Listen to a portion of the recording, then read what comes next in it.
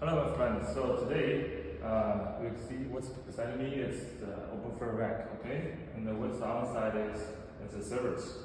The servers, and then what is this? We must exchange. So later I will show you what it is. Okay, let's turn on the switch and start. This is air liquid CDU, which means without the water tower type.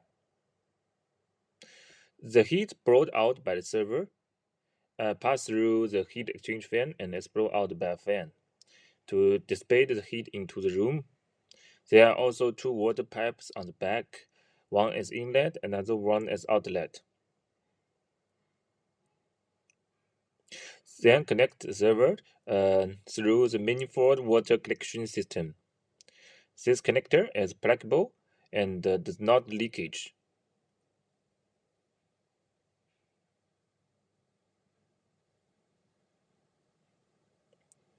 There is also an exhaust pipe on the top. To judge the gas from the pipeline, a water leakage sensor will be added here also. If there is liquid in the gas, it will alarm. That means exhaust valve not working.